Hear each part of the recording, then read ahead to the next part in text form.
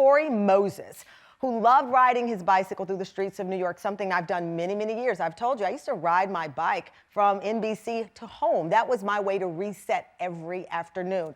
Well, almost 3 years ago, the driver of a parked car opened their door right in front of him, sending him flying off his bike and into oncoming traffic where he was hit by a car.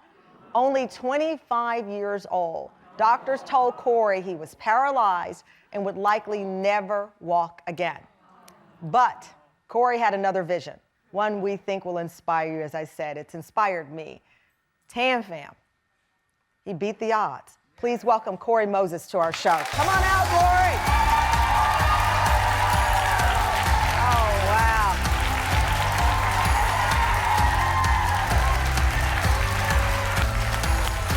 You did it. Oh, wow. You got it? You got it. Oh, wow. There you go. Wow.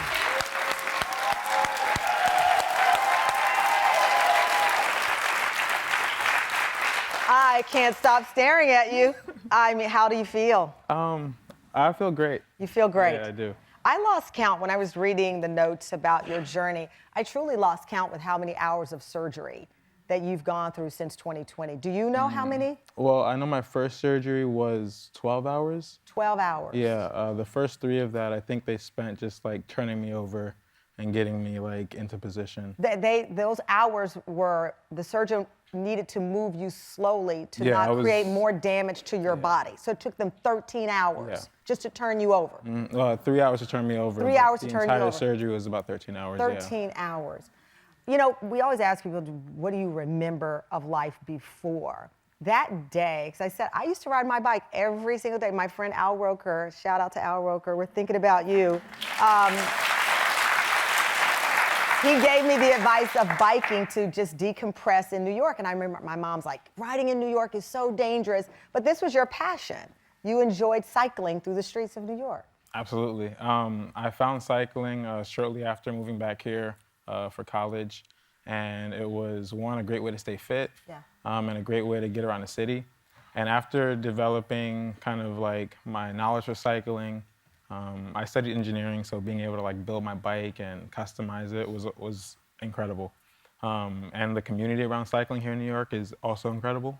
Yeah, because I see people riding in groups, you get to know people. It's a lifestyle, but to your point, it's about meeting other people and bonding with folks. So you had this crew, you're biking, you're cycling, and then that day, what happened? So that day, it was Sunday afternoon, and I was gonna go and meet someone at brunch.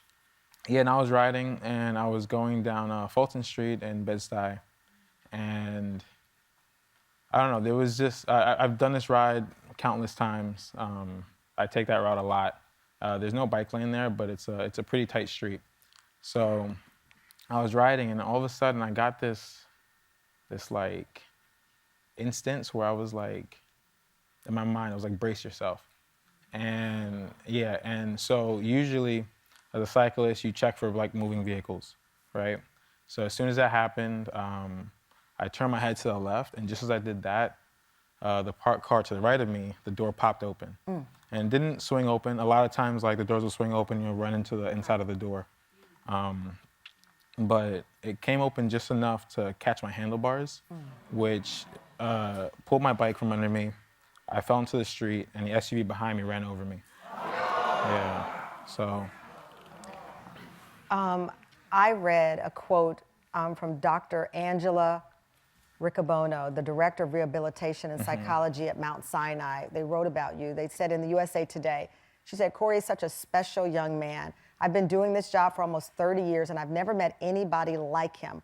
Cory embraced uncertainty as an opportunity for growth. He didn't define himself by limitations, but by his possibilities. You know, so in all, it's been surgeries, it's been rehabilitation for 2 years. It's also the mental part of trying to walk out not afraid, to ride, to walk, to do anything one day without fear, because I would imagine the fear lingers in you. It was just recently that you took your first steps, and we actually have video, because you coming out here was your first on national TV, but you practice at home. Yeah, for sure. And we have the video of Cory's first steps after all of this. Take a look. Wow. It's a miracle. Right?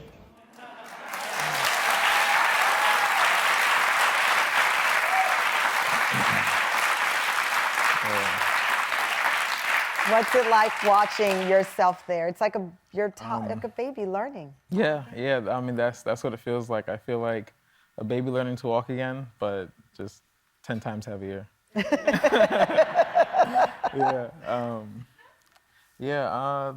video wasn't too long ago, and since then, up to that point, I had like smaller milestones, like sensation coming back, small movements coming back, and even just like the twitches of muscles coming back are all like milestones. Just understanding nerve recovery and how long it takes. It's literally every step. Yeah. One step forward is a step moving in the direction. For sure. I am blown away by what you've done, and that's not all, because coming up, Cory fought to walk again after that accident.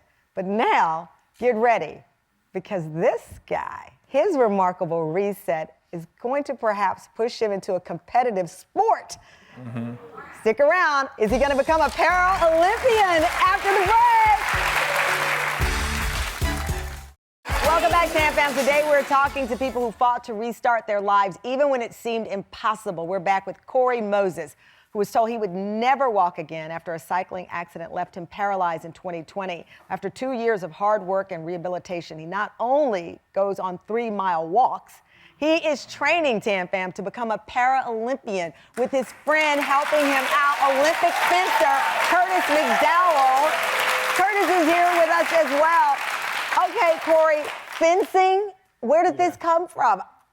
So I've actually wanted to fence for a while, since I was a kid, and I saw it in James Bond.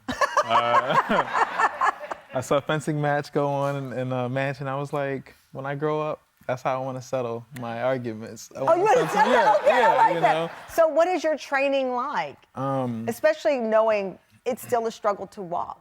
Yeah, so my training, it really contributes to my rehabilitation, being able to strengthen my core while I was spending, oh yeah, that's me. There you are. Yeah, this was like, I think my first day at the club. Your first day at the club. Yeah. And so, Curtis, when he came to you and said, I want to do this, I mean, you're an Olympic fencer. Here you are. The jacket proves you are with the official seal on you.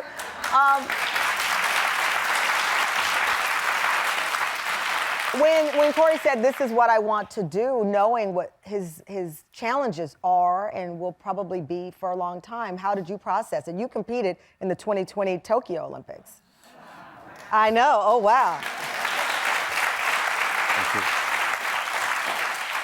So, Cory's a really active guy. So, when I told him, hey, it's a good time to start fencing, he jumped right on it. I mean, he's doing so many other things. He's doing skydiving, he's going skiing on the weekends. So anything that keeps him active, he's always down to do that. I told you in the commercial break, I did it when I was a reporter out in Chicago. They had me go to a fencing class. The core work alone is insane. I thought just holding up the thing was gonna, I don't even know the terminology. But you said, when you're in a wheelchair, it's even more challenging. Yeah, for Absolutely. sure. Because of the core. Yeah, so you don't have the benefit of being able to create distance with your feet. Yeah. Fencing from a wheelchair, you're stationary, you're on a platform. So what would create distance for me, or a lunge to attack, is moving side to side. Yeah. And a lot of that is getting into attack and getting out, or trying to avoid attack. So your core has to be on fire. Your core has to be on fire. The whole time. Okay, yeah. I need that. Let me suck it in right now, okay? It's very intense. Curtis, is he good? Oh, he's really good. He's good. He's really good. I could tell. Yeah. Well, in addition to this, though, you are very interested in technology. Yes. I know that you have another focus of artificial intelligence engineering. You really are James Bond. So what drew you to that? So I went to school originally for mechanical engineering and robotics. I love building things. Can with you my help hands. my son? His name is Moses, too. I need you to... Absolutely, yeah. I mean, I've always had an interest in like advancing technology, and just like where that's going in the future. and in the hospital trying to understand like my new place in the world and understand how I was gonna recover as far as like.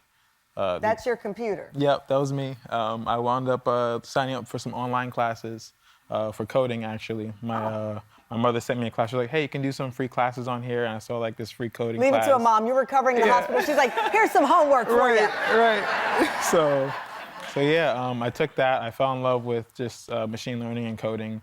You are such an inspiration, and I thought you were such a perfect guest for this time of the year when people feel like, okay, my restart is falling off.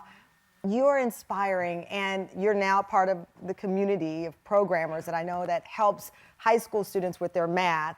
But your dream, as I said, is artificial intelligence engineering that requires keeping up with the latest technology. But we know that can be expensive. So our friends at NetSpend want to help out. So here's the deal. For over 20 years, NetSpend has provided innovative financial services to consumers. NetSpend's all-access mobile account helps people manage their money and build a better financial future. NetSpend believes that everyone deserves equal access to achieving their dream. So part of its mission is to deliver a wealth kindness in addition to innovative financial services. Speaking of wealth and kindness, Cory, NetSpend, is giving you $5,000 towards electronics to help you work toward your dream career. So, there you go. You got $5,000 to buy some equipment.